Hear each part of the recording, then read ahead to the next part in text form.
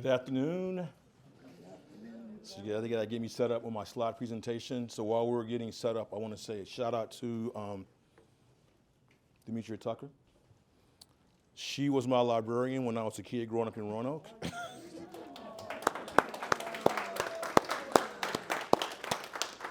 I am ecstatic to see her here today. Actually, she has a lot to do with where I'm at today. I was a kid that did not like sports, so I spent my time in the library. And I believe I probably read half of the books in the library that she had there. But one of the things that she introduced me to was just family history, and I grew up in Roanoke, and living back there is totally different than living down here or in Richmond where I live at now. And so as I go through, I'm going to tell the story of my family. I'm going to talk about DNA. It's going to get a little bit complex, a little bit, but just bear with me because it's going to be interesting, and you'll find some interesting things. I want to say hello, thanks to Carrie and my staff here, because they're the reason why I'm doing this, because they came to me, they came to Carrie and said, hey, can we do something in our LearnShop about genealogy? And Carrie knows, so Carrie's a librarian here. And Carrie knows how passionate I am about genealogy. I've been doing this, like I said, for 46 years. And there's something as I go through that you'll understand. And I'm going to give, hopefully, ample time to ask questions. Here we go. Is there like a clicker? Thank you. And I do move about. Thank you. So to start this out, you wonder who these people are right here in this picture. So this is my grandfather at age 19. This is my grandfather at age 70. This is my first DNA cousin I met. We met in New Jersey, of all places. That's where she lived. I happened to be on a trip 8 years ago, and her and I had talked a lot, and I'll talk about this further, about meeting one day. And it just so happened I was on a trip to New Jersey, and she was 50 miles away, so we found a place to meet. And this right here is Richard Koch. He's my 10th grade grandfather, and I will talk more about him later. But the one fun fact about him is that I share him along with George W. Bush.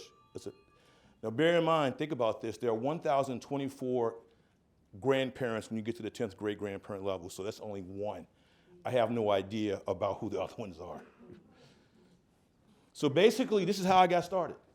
It's 1977, it's roots, it's January, it's 46 years ago. I said to my grandmother, my mother's mom, I said, can you tell me about our family? And she said, stay out the grave. And that's what a lot of black folks say, stay out the grave. They don't want to bring up stuff about family. So I said, okay, fine. I'm not stopping asking questions. But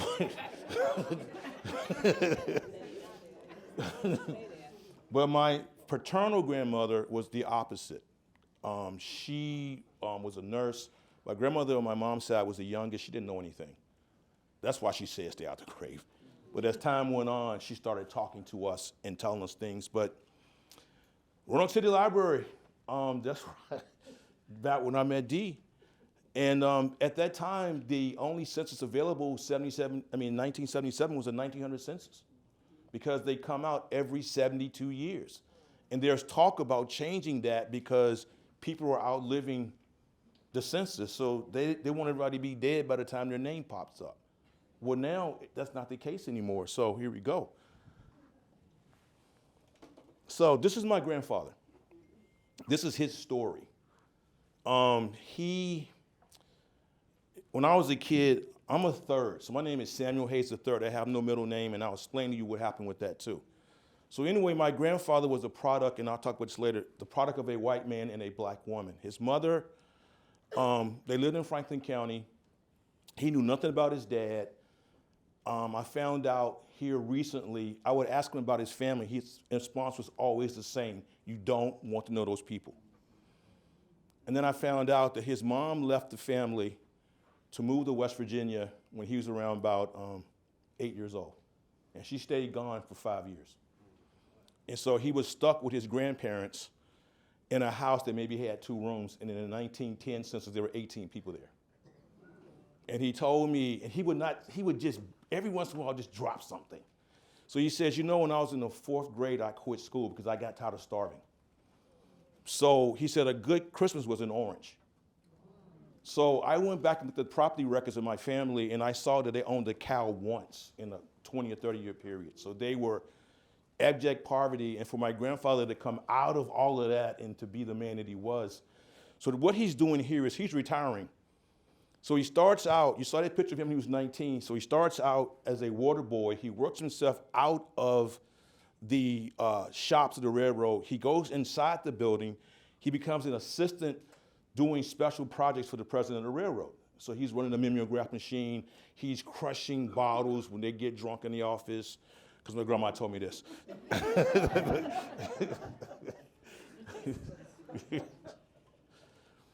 So as we can see, as time progressed, census records were coming out. Now we're in 1950.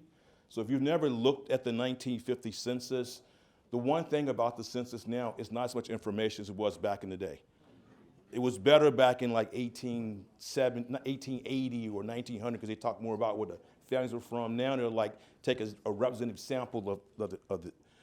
So then I did many visits to the Library of Virginia. I used to order stuff online to Roanoke so I could actually see what's going on. But what you find, there are lots of gaps in information. And unfortunately, I found out that information that's in the records a lot of times is not complete.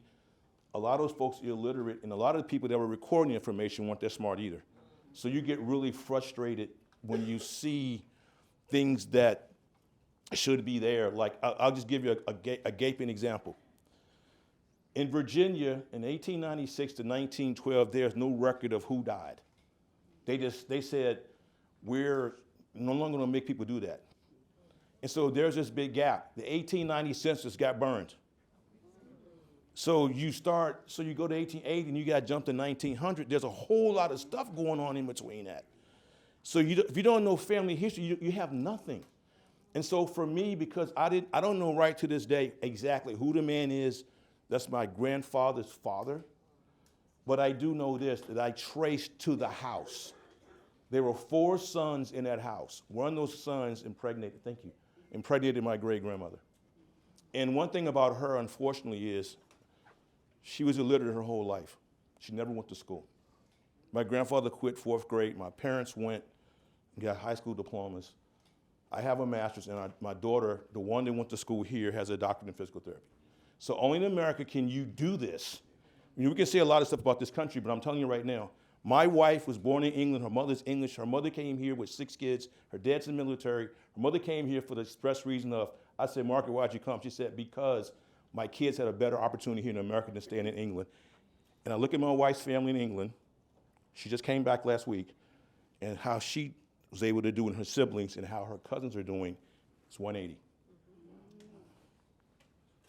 So slavery, insidious, terrible system.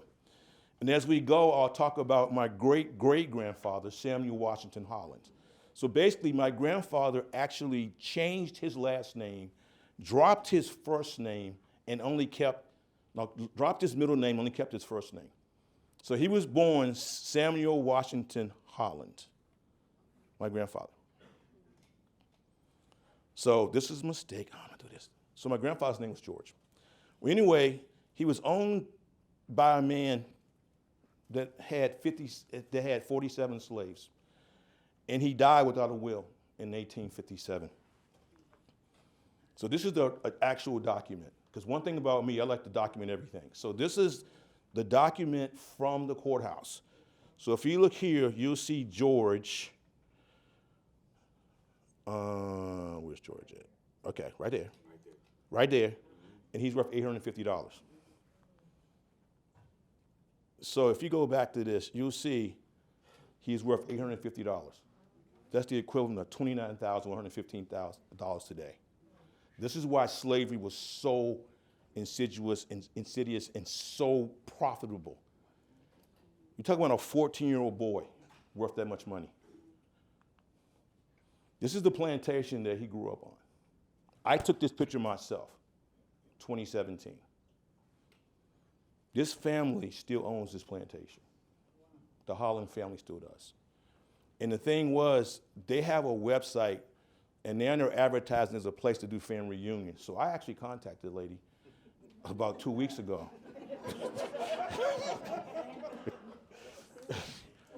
Because the way they describe it, it says nothing about the fact it was built in 1798 by enslaved people. They fired those bricks on that plantation. The person who originally built it is a relative to the folks that built King's Mill. And the guy that built it was actually the president, was the secretary to President Jefferson. And so this guy built this thing in 1850, and by 1857 he's dead. So I asked the lady, I said, look, you guys own this plantation now, you're in Holland, do you have anything left that may tie back to this family? She says, no. What about a family Bible, anything? No. But when I see that website and I see them talking about family reunions and all this other stuff, and there's no mention of slavery, and from 1798 to 1865, that's what they did, it was kind of unsettling for me. So as you start going through the indexes, you start seeing things like major problems with the collation of the 1860 census, 1860 slave schedules. The thing about the slave schedules is all they talk about is the master's name or mistress, the sex, and the race, and the gender of the slaves. So you see B's, you see M's. M being mulatto, B's being black. But you have no idea what the gradation looks like, because the person who's doing the census is the one that determines if you're mulatto or if you're black. So like I said, all I knew was my grandfather had a white dad, that my grandfather took everything to the grave with him. I asked my aunts, my oldest aunt right now, she's 86 years old. She knows nothing. She said, Daddy never talked about this. Actually, I know more than they know, which is nothing. In 1910, my grandfather said that his cousin put him on his shoulder and showed him Halley's Comet. I said, Granddaddy, I know you had cousins. And he said to me, doesn't everybody?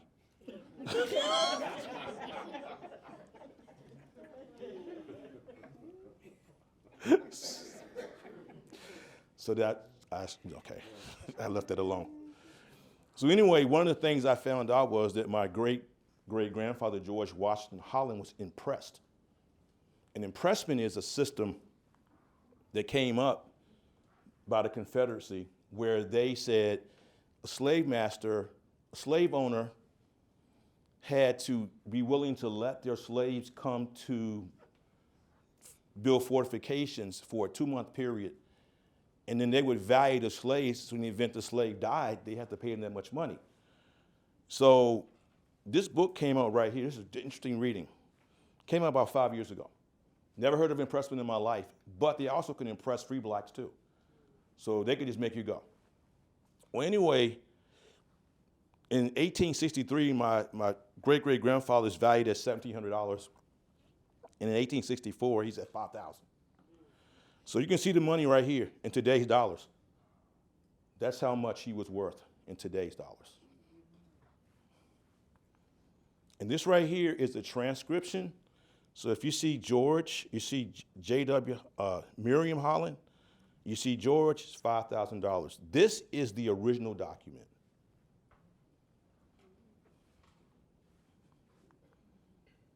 So now we're going to talk about DNA a little bit. So in 1913, in 2013, me and my wife did 23andMe. And I did that because I want to know what my family's history was, because at that point, I did not know anything about who my family's last name was. I didn't know anything about the white side of us. My wife did it, like I said earlier. Her mother's British, so we were able to trace her back really easily, but her dad's from Alabama. That's a mess.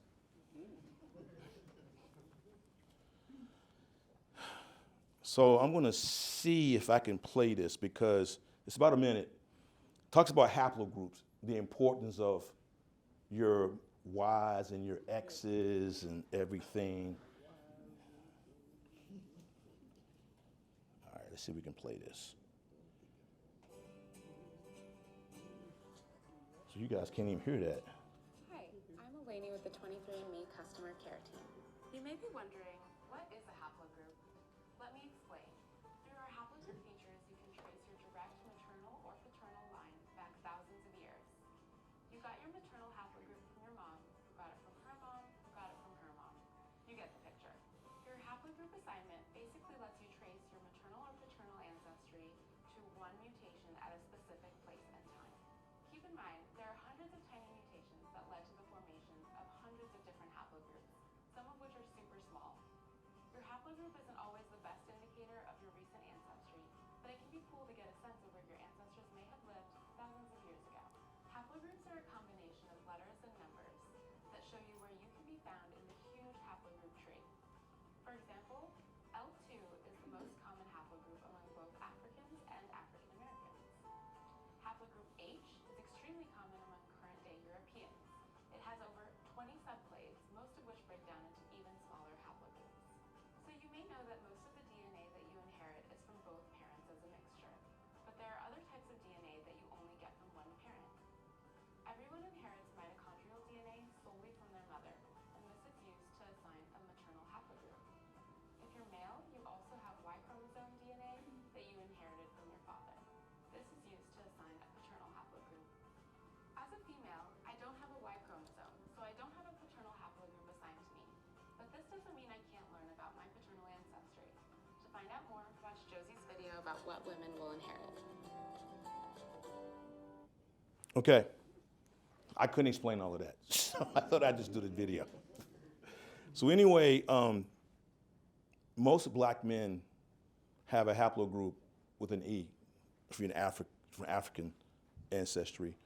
She said L2 was the most common for black African Americans and Africans. I'm L3, so it makes mine a little bit more difficult to find people. A male haplogroup starting with an R is most likely European origin. Of course, mine's R because of my grandfather. And then 35% of black men have a European haplogroup. So when people talk about enslaved women having children by white men, that's 35% right there.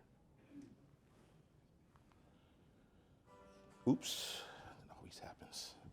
Okay, cool. All right, DNA testing. Who in here has done DNA testing? What do you think?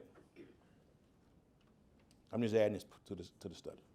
I want to hear a couple of people tell me what they thought when they saw their information. Were they shocked? Were you shocked? Anybody? I was a little bit shocked. Why? Because growing up, my mother always kind of focused on how Italian we were, and Yeah. it turns out we were more French and Anglo-Saxon, and not very much Italian at all.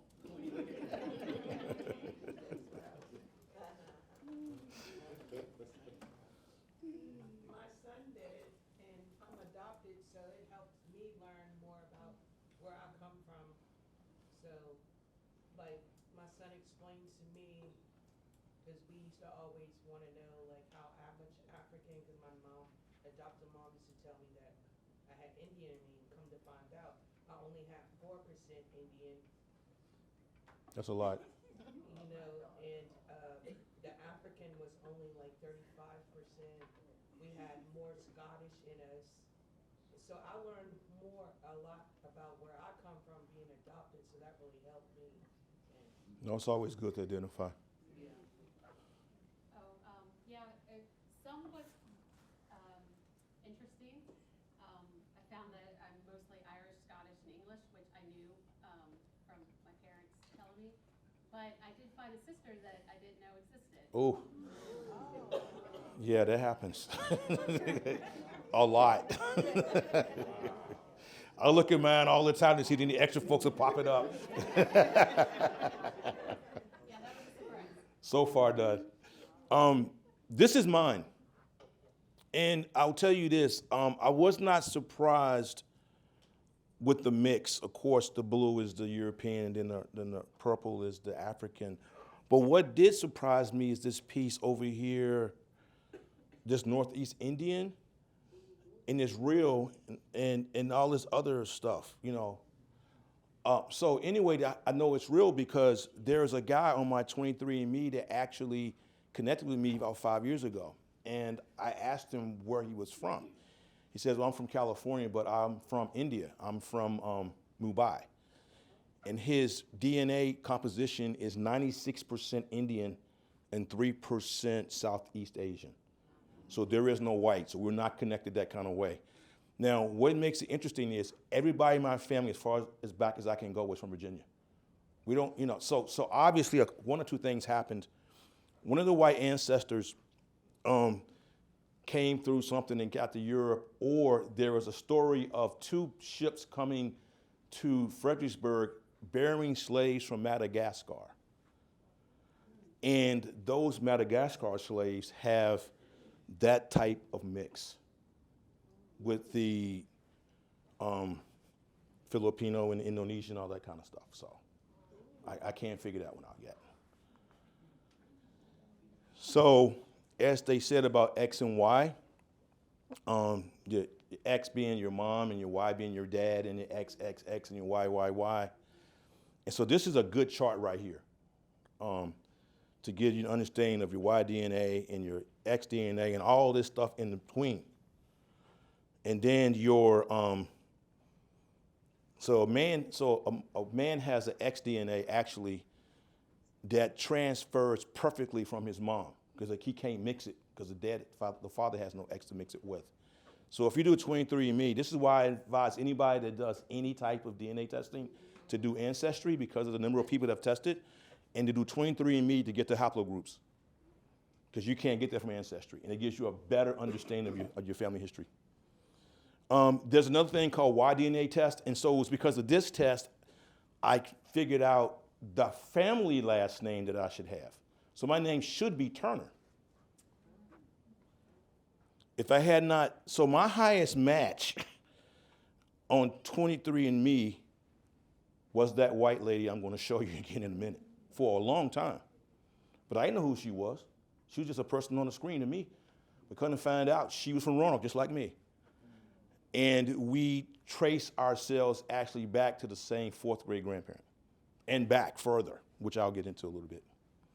So GEDmatch is a site, it's an aggregating site. So if you take a test, you load up the GEDmatch, and then others who have taken other tests will load up, and if you match them, you'll see people. That's how actually I found her.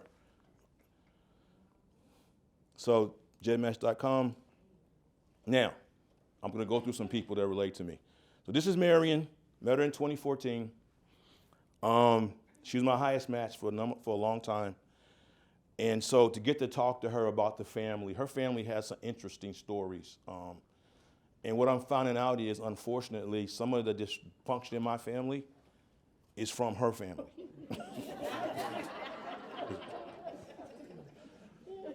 Some of the drama, the trauma, some of the things that plague us comes from that side of the family.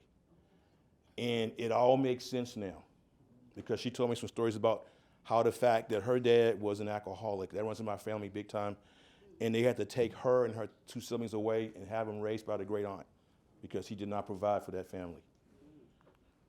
So this is Cole. Cole's the one I said earlier that had to have a heart transplant at the age of 30. He's 33 now. He had muscular dystrophy. His dad died of a heart attack three years ago this month, and he had his heart transplant 3 years ago this month.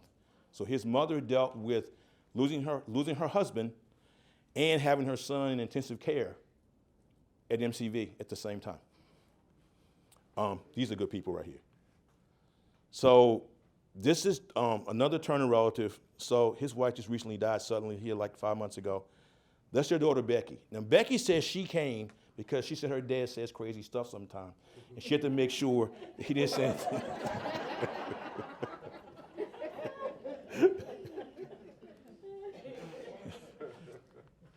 So we were at Becky's house. Becky and Marion are first cousins. This is my daughter that went to school here. This is my wife. This is their daughter. And of course, that's me.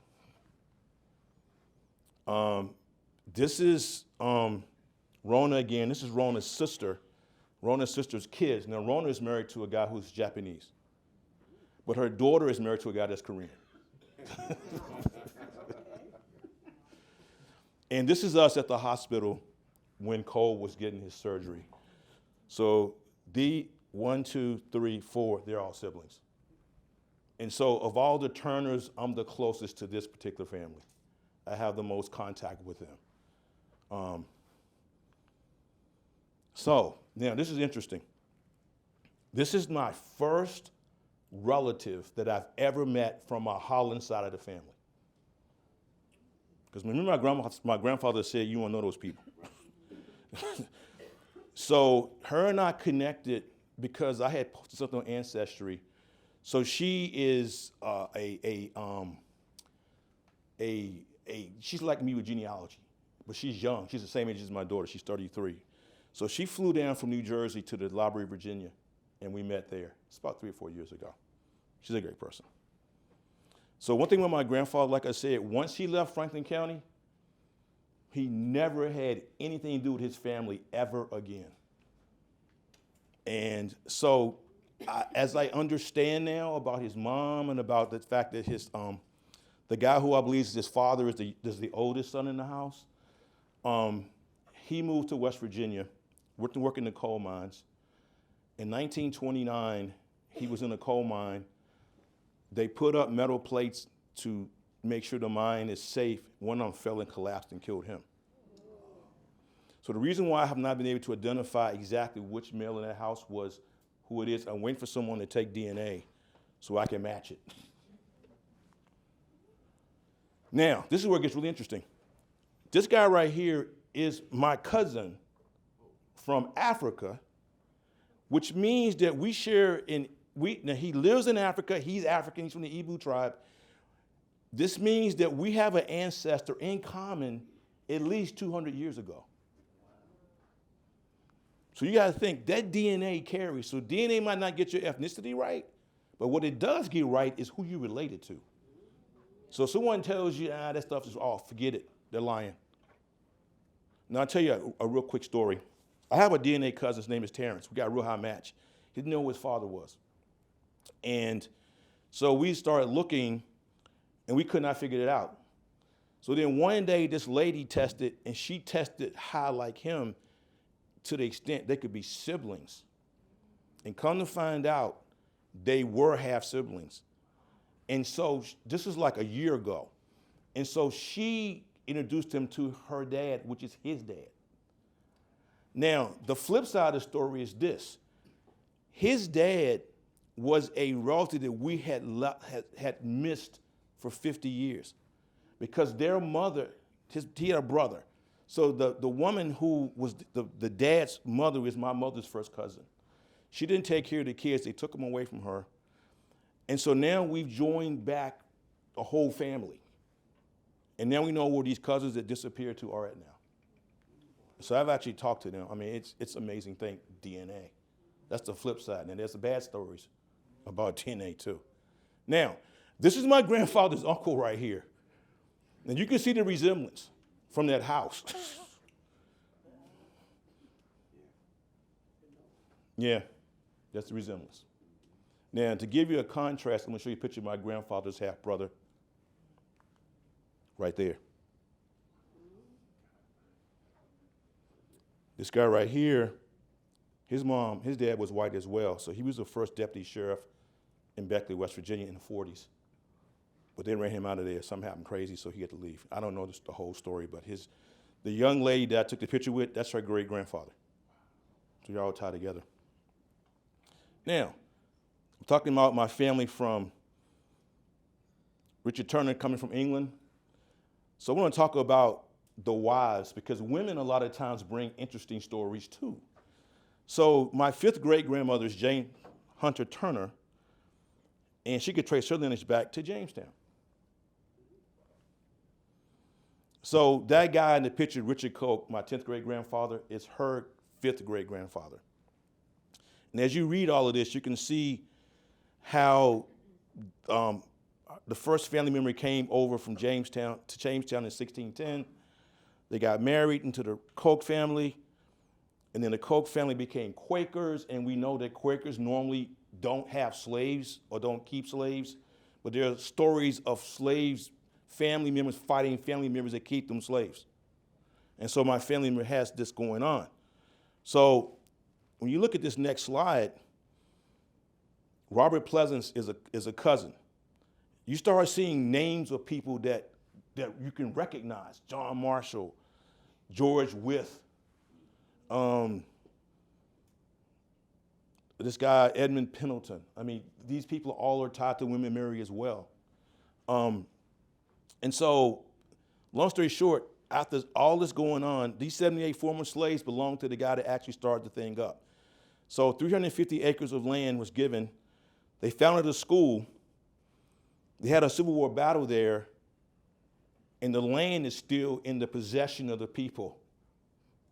If you look and see here, these are some of the descendants of the freed slaves. This guy right here, Supervisor Tyrone Nelson, last night was voted to be the vice chair of the Henrico County Board of Supervisors. The guy that's the board chair is a black guy as well. And I think it's probably the first time in the history of Henrico, which was a original shire established in 1611. This has happened. Now, James Hartwell Koch, second cousin, 7 times removed, owned a plantation called Bremo in Fluvanna County, a founding member of the American Colonization Society. Now that's an interesting place because this guy did not believe in slavery, actually educated his slaves, but did not believe in freeing them and did not believe that blacks and whites could live together. So he decided that we're going to start sending black folks over to Liberia. Now, the sad thing about that is that most of the people that went to Liberia died within the first year of them being there.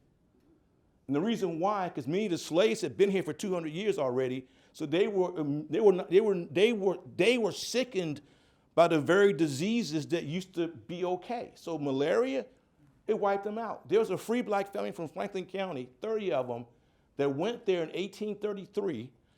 They lasted 2 years, only 2 were living. So that Liberia experiment was a failure. Interestingly enough, the people that actually run Liberia now are descendants of Virginia slaves. Now, you see Peyton Skipwith. He sends his servant over there. Within 6 months, the man's wife's dead. So here's my relative. Now, he went from being a person that did not believe in slavery to actually supporting the Confederacy. But I'm going to show you something that he also did. He was really good friends with Thomas Jefferson. They actually both established UVA. He was on the board of visitors of UVA. But he also talked about that situation that a lot of folks don't like to talk about, the Sally Hemings, Thomas Jefferson situation. And as you can see here in his diary, he talked about this. It's very common for men to have wives that died and they took on a slave as their wife. And many of you probably noticed that Thomas Jefferson's wife and Sally Hemings were half siblings. So as you read this, you realize this was very common. So when people start saying, well, I don't believe all of this, and the reason why I did this is because I wanted to document it because people were saying, Sam, you're just making stuff up. I'm not making stuff up. He's not the only person that called out Thomas Jefferson and said, hey, this is what's going on. Now, this story right here bothers me to this day. So you got this Koch family member named Robert Kennan. He's a cousin to James Hartwell Koch. He's born a slave. His mother's a slave. James Hartwell Koch's father and mother died young, so this man becomes his guardian, and he buys these 2 slaves. So in the will, he's saying, okay, I'm going to free my son and this slave woman as long as she doesn't have other children. And that's a kind of weird deal where you are from the grave telling a woman what not to do. She didn't listen to another kid. But anyway, this is why this story bothers me so much. Because he gets sent away, he's raised as a white guy. He turns 21. His father has a plantation in Goochland County. He says, okay, when you turn 21, I want you to free all those slaves on that plantation. So the slaves go and present themselves because they knew about the will. He says, I didn't emancipate you. Then he takes their children and he sells them. And then he doesn't take care of the older people that are 45. And he liquidates everything. Then he moves to Kentucky and he assumes the identity of a white man. And what's interesting is when I was doing research recently on this, is that people have created a different genealogy to make him white, but he's not. And so the research has been done, and that's him. So, a couple fun facts. So because of my family members, and the reason why I got that Sons of the Confederacy there is this. Because this guy is white, and this guy is black. But I can join it because of either one of these guys. I'm not joining. No worries. But the Jamestown Society is a big thing down here. It's a real big thing down here. And so I included that because what happened was this guy, Elkner Turner, was in the Civil War. And this is my great-great-grandfather, George Washington Holland. So they did this deal. In 1902, they made a law and said, okay, if you are serving in the Civil War as a Confederate soldier, you can get a pension. What they left out, the black people, until 1926. Well, by that time, most of them were all dead. They're in their 80s. Because my great-grandfather, he had died by that time, so he never got the pension. So I just think that, like I said, carrying this DNA and knowing all of these things, it just opens you up to, like, being a part of the Sons of the American Revolution. I mean, it's just, if you saw me walking down the street, that's not what you'd be thinking about. You just see a black guy. And so I've asked people this. I said, when you see black people, what do you see? Do you see people that could be your cousin? Or do you see people that just have one ethnicity? And we're not. And so I tell people that sometimes, they get upset, and I say, I could be your cousin. I was on a job interview one time. I didn't get the job because I said that.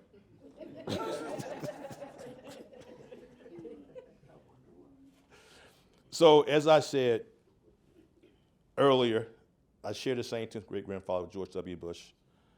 James Pleasance, Pleasance Hall fame. Okay, graduate of William and Mary, second cousin 7 times removed, Gardner, Virginia. James Harwood Coke. This is interesting about him. I couldn't figure this out. It said he graduated in 1798. He was born in 1780. Like, he's only 18 years old. But he started college at 14. That's how smart he was. Wow. Same guy. And Mary Ann Randolph Custis Lee. That's a long name, right? But anyway, she's the wife of Robert E. Lee, and then she's also the great-granddaughter of Martha Washington. And then, of course, my granddad. And so the thing about this is that being from Virginia, having family members that go all the way back and having great family trees and then watching and matching the DNA, because I can tell you this, if I did not have that one white relative, I could not have a story. All I could tell you was in 1870, their story ended. It's when you first started seeing black folks listed as human beings. And you have to understand this too. Even free blacks weren't citizens. They had to go down every year and register with the Commissioner of Revenue to say they were in the state, and they could be put out at any given time. They could not go to court and testify. And so for slaves, it's even more harder than that. So that's my story.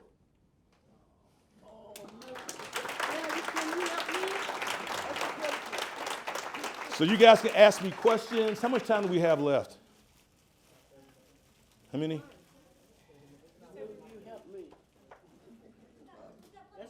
Who got questions? I love questions. Are you able to help me? That's not a question. That's a question. That's a request.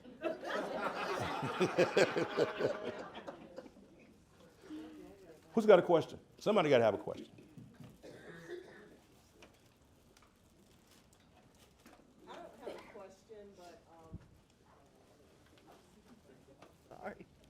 I don't really have a question, but thank you. That was a great talk. I went to UVA. We call it cock. We pronounce it cock. Yeah. And You got Cock Hall up there. that's what That's I was called gonna. World Cock I was gonna Stand. ask you if you knew there was a cock hall, which looks almost just like the building that you showed. Bremo? Yeah. Well, and we know people connected to Bremo also. But So, yeah. so yeah, it's Coke, it's Cock up in that part of Yes. Virginia. I think it's Coke down here. Okay. But yeah, my younger daughter, she's a UVA grad, so the Wahoo Wah. Wahoo wah.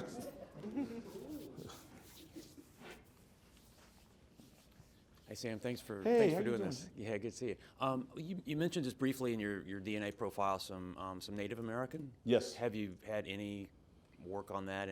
Get anywhere on that? No, interesting. I'm glad you brought that point up because many people say they have a Cherokee princess in their family background, and most of the time that's a black-white mix. That's a way to hide that. Because you got to think, they started race mixing in the 1600s. And so by the time we got to our time, the percentage of DNA, like if you were to go to anywhere in Virginia now, if you look at the percentages, you wouldn't know. I just know that I have on my mother's side of the family, there's a lady who told my grandmother that she was part Native American. And I don't know, she looks like she is, but I also know that she descended from a family. So when she got married in 1874, she put her mother's name and her father's name is unknown. But I have since found out that her father's family was some people from the name of Anderson. But this is what's really interesting. So this Anderson guy reaches out to me and he says, I got a fun fact for you. I said, what is it? He said that we are related to Frank and Jesse James. Well, how is that? He said, because Frank and Jesse James' grandparents are from Louisa County. Yeah, so this thing is really, really interesting. And so I really haven't delved into the Indian piece at all. That African piece is so far removed from me, so it's been easy for me to try to figure out the folks that are here, that have been here, because the Turner family line came here in 1723, which means that this year, that the Y line that I have has been here 300 years. So this is home. Yes. I just wanted to say that, I have come across some of my African relatives, two of them. One is from the Democratic, Republic of the Congo, and the other one is, but anyway, as I'm speaking to them, they would, I'd say, well, do you know anything about your family history? And maybe we can find that connection. And they have come to the conclusion that the relative that is common to us probably came during World War I, because Africans who would fight with the Europeans during World War I, with the British or the French, would get citizenship, could go to that country. But basically, they were free to come anywhere. That's and interesting. I didn't realize how right they were until I saw Finding Your Roots. Issa Rae, her great-grandfather was from Sierra Leone, got to the United States by fighting in World War I. That's interesting. So Never heard that. sometimes the relative is not 300 years or 200 years away. Yeah, unfortunately, these folks, they've been here because I can trace some of them to the 1700s as the slaves. But that's interesting. I never heard that before. I'm saying we don't know who the relative is, but they know that people left to fight in World War I and ended up in the United States instead of England or France. Interesting. I have a friend that's from Nigeria. And I asked him, I said, what do the Nigerians say about what happened? And he said that there's this story, and I'm just trying to get my head around this, that when they got sold away, they thought that they were going to a better place and were going to come back. Now, I don't know that to be true. I just know that young man that I'm related to that's over there in Nigeria is about 50 miles from the coast. And he, so obviously, whoever that relative was, we don't know how they got here. It's just interesting. And the thing about it, I have 20,000 relatives on Ancestry right now. I know probably 50. But I went through those whole charts in the last 2 weeks. I've only found 3 Africans. Everybody else is a mix of everybody here in America. Lots of, white people, of course, because of that Koch family situation. And there are other whites in my family, too, which I don't know. I've not been able to tap into any of the people that were whites from slavery because my percentage of DNA is too high just to have a single white relative. There are some on my mom's side, too, that I don't know about. I don't even know who my grandfather's grandfather is to this day. All I know is I can tell you my grandfather's father, we have no idea who he is, but I can tell you that his DNA traces back to the Gilliam family of Surrey County because there are tons of folks that are Gilliams on Ancestry that all match me, black and white. Yeah, so who else? Questions? Yes, ma'am. Okay.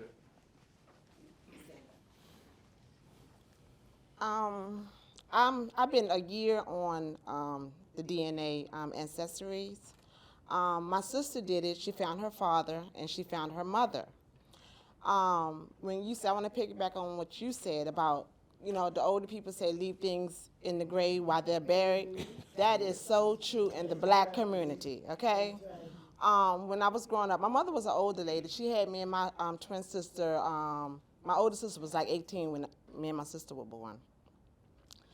We lived with this man in the house. We all called him Uncle Tom. Okay, well, when Stacy and I had grown up, we was calling him Uncle Tom, and the family was telling us that was our father. And we denied it. We was like, no, he's Uncle Tom. He's not our father. And as years goes on, my sister, when she got on the DNA, she was like, Tracy, you should try DNA just to see, because if anything comes up in his last name, will come up in your last name. It will come up in the DNA. And it did. Oh. And it did. I found out some cousins that was, his last name was very close with me. So, so the man that I grew up with actually was my dad. Did he? So you did find out? I found out. Did he? So is that the story they didn't want to come out? No, they didn't want to come out. That's amazing. They died, and Took it to the grave with them, didn't they? Yeah, yeah. So I'm saying to you guys, if you have any wondering in your mind, the DNA is the thing to do. It's truly, truly. It might come up, things might come up from the grave, but you need to know. Is that your father still alive? Everybody died. Wow, that's powerful. Yeah. Who else? Yes.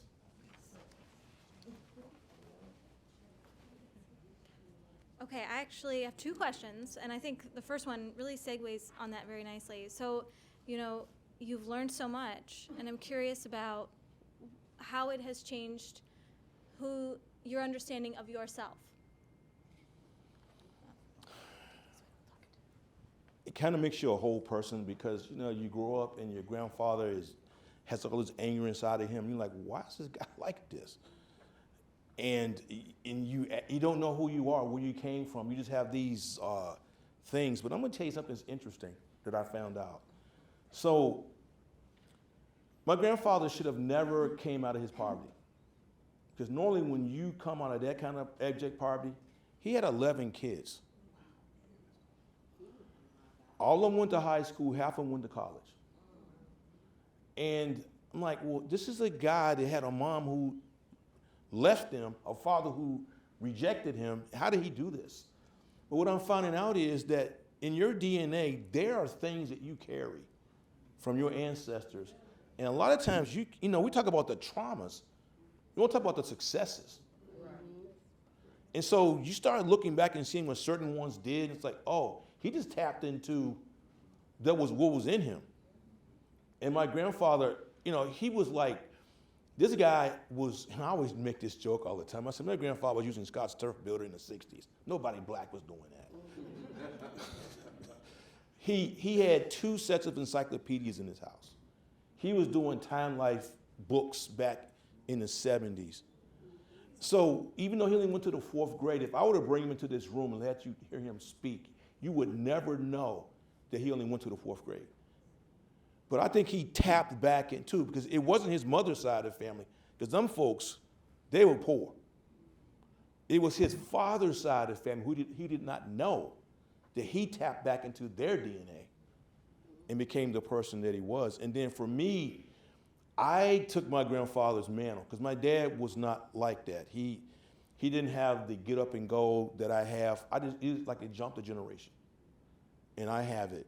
And I look at people like Dee here that nurtured it and saw inside of me something that was different than a lot of the kids. I mean, you saw tons of kids come to that library. And so I was just different. And I look back and I see this guy right here and his tenacity. And I think that's what made the difference for me. And I asked my aunt this.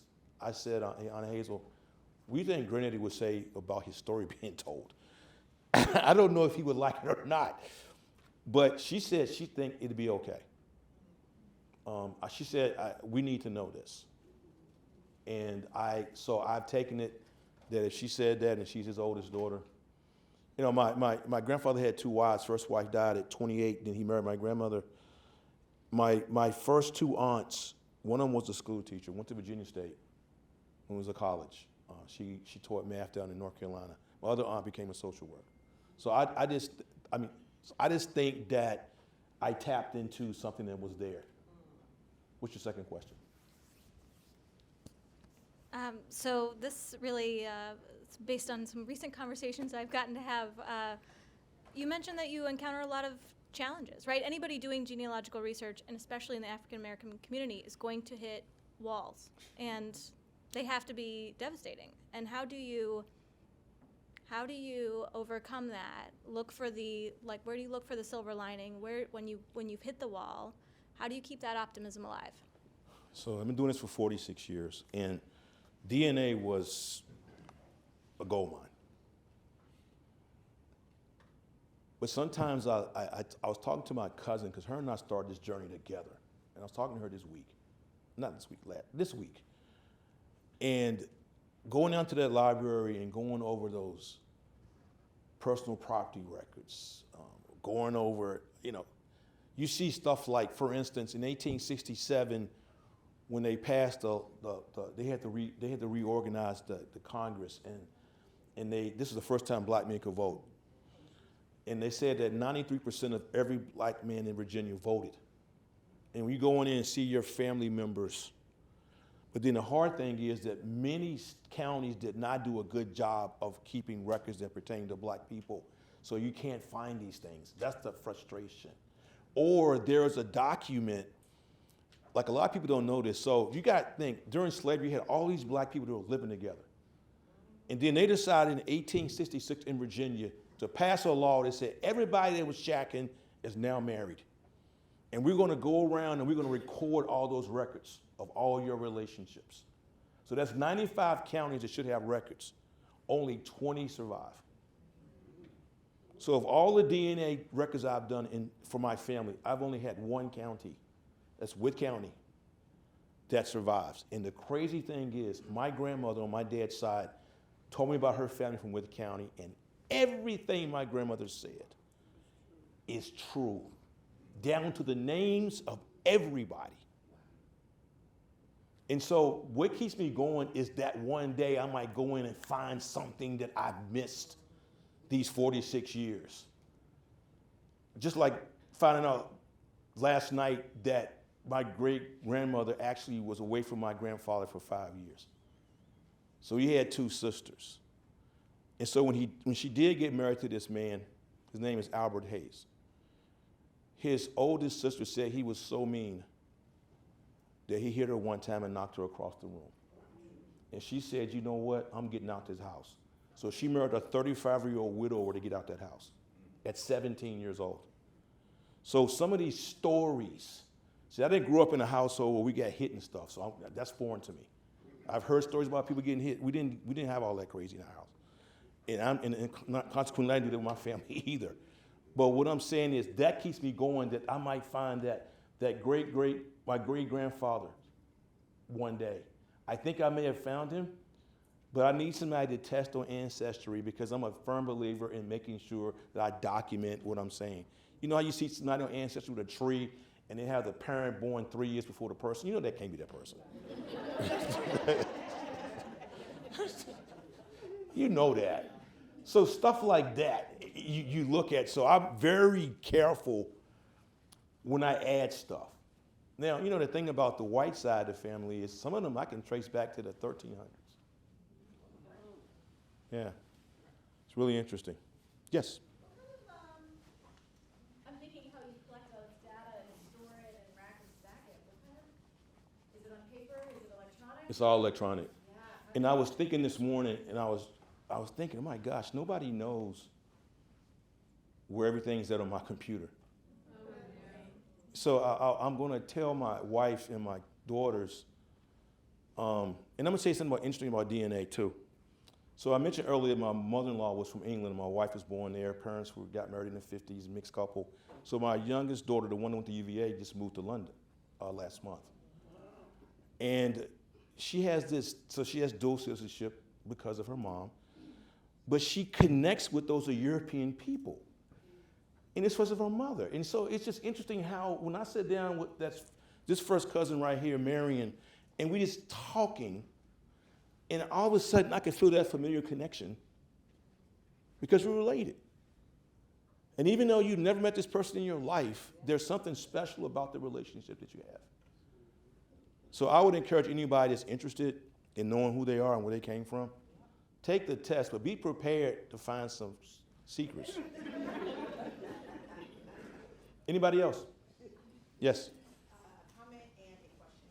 Yes. First, thank you for sharing today.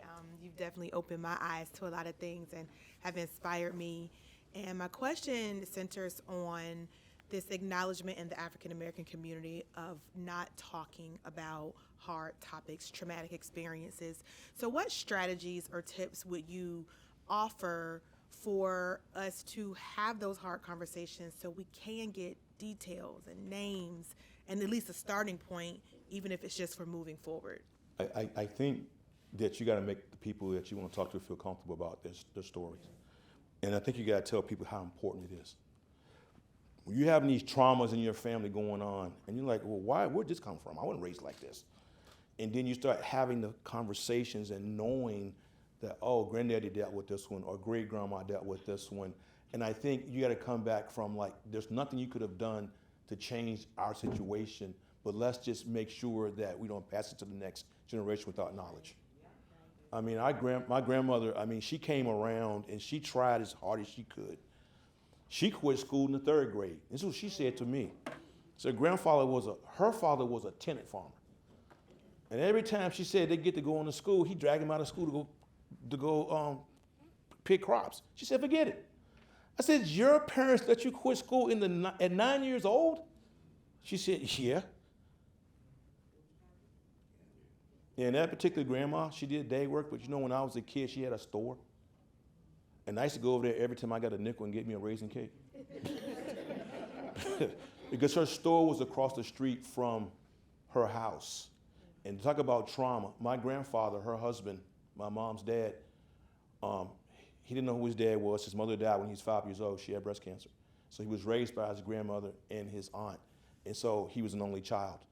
And so my grandma said when she married him, he didn't drink a drop. 2 years into their marriage, he became an alcoholic.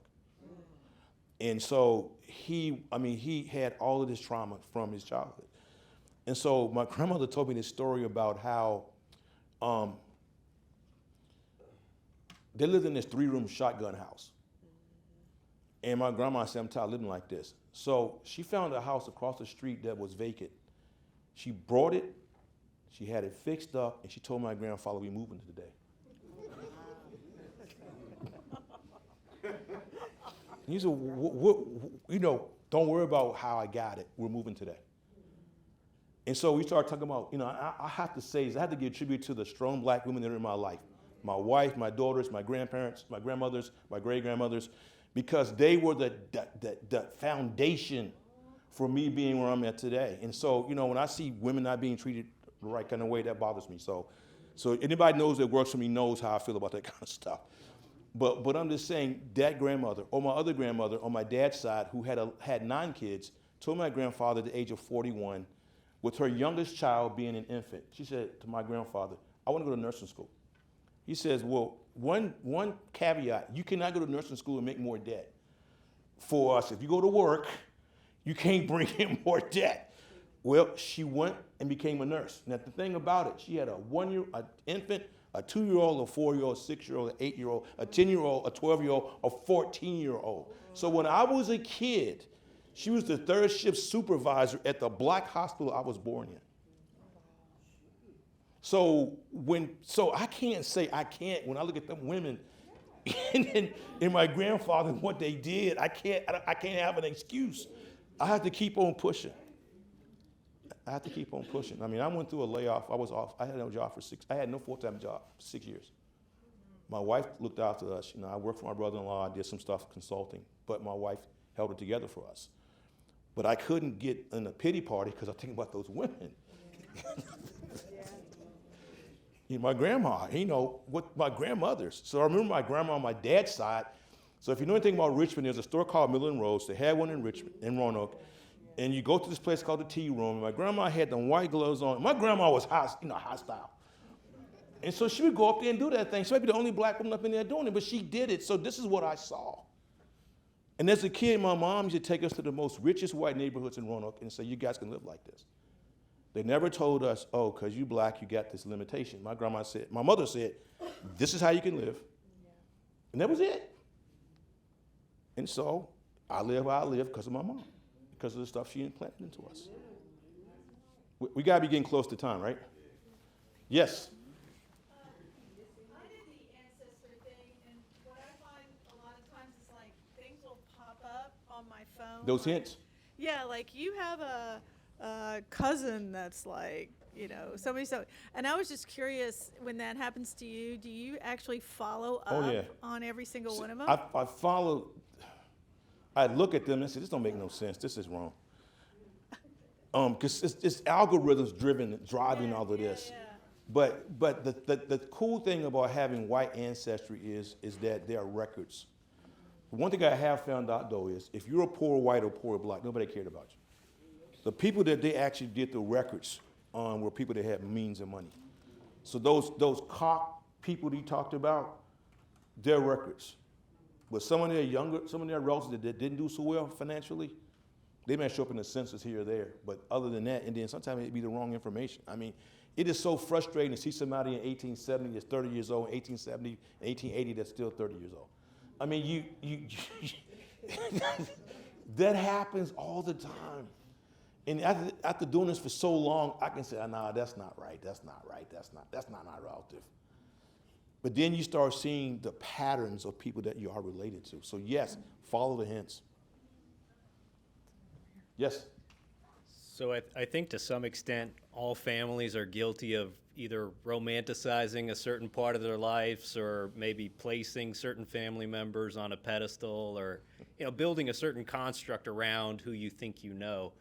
Have you ever found anything that was just you wish you didn't find out, or something that was just really impactful in the way that maybe you looked at a family member by, discovering something about their DNA or about, some like someone mentioned here, maybe a surprise half-brother or sister? I think the thing for me more than anything is looking at my grandfather and finding out that his mother was gone from that house for 5 years, and that him and his 2 sisters were left with his grandparents, and not knowing that, and and fully understanding now what my grandfather said. You don't want to know those people, because as a kid I thought he was just one of saying stay out the grave, another word for saying that. One of his aunts had a granddaughter, and this is back in the day where they were making dresses out of paper and plastic. And so his aunt had a granddaughter, and his aunt smoked a pipe. And she told her, so she's messing with her grandma's pipe. She said, don't do that. If you don't stop, I'm going to set you afire. And that's exactly what she did. She set her granddaughter on fire. So when my grandfather said, you don't want to know those people, you don't want to know those people. Yeah, I've got a picture of his great aunt. I mean, his aunt, the one, his mom's sister, that set her on fire. So you hear these crazy stories about people, like family members, like, for instance, on my grandfather's side, on my mom's side, they would feed the kids last. So the adults would go in the kitchen, eat, kids would be out in the yard, and then when they got through with their field, then they bring the kids in. So my grandfather, being the kind of guy he was, set my cousin on his lap and fed her right in front of them people. We don't do it like that here. So it's all those kind of weird things that you find out about family members. And you think how grateful you are that your family raised you up like that. Okay, is it 1:30? All right, any more questions before I turn Carrie loose here? You did good. Thank you.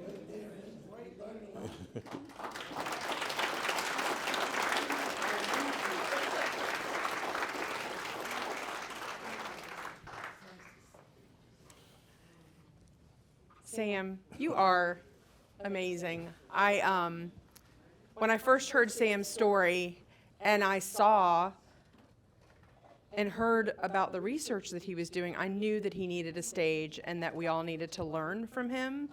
And then I am a student at William & Mary, as well as being the Dean of University Libraries. My name's Carrie. I see a lot of friendly faces in the room.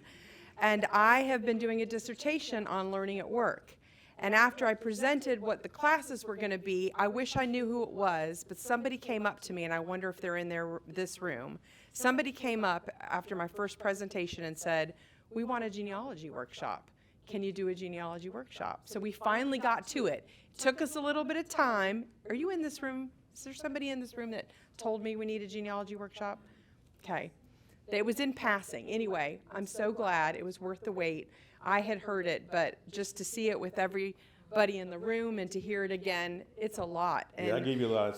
Your research is extensive, and I love that your school librarians here, or your librarians here. Was it your school or public? No, it's public. Public librarian. I love that you came and that you're here. I mean, libraries, yeah. Libraries are a place for learning, and one of the things I want to remind everybody in this room is that this library is here for you. It's not just for our students, it's for our faculty, it's for our staff, and it's for our community members. And so we want you to come. We have a terrible parking problem. We know we do, but we've made some progress. There is visitor parking right behind the library now. You still have to walk around to the front of the building if you can manage. If you can't manage, we have a doorbell at the back and you can ring it and we will help you get in. We don't have great Saturday, Sunday hours when the students aren't in session, but they're coming back soon, and so we'll have Saturday and Sunday hours soon enough. And one of the most exciting pieces of information is that we are partnering, William & Mary, across many organizations here at William & Mary. We are partnering with the Library of Virginia on Saturday, January 28th. This is part one. This is to wet your whistle. This is to get you excited. But if you want to learn more about how to do this work, the Library of Virginia, they are outstanding, and they will help you, and they will help all of us get started on Saturday, January the 28th. It's a workshop open to anybody in our community. There is a link that we will, if you registered for this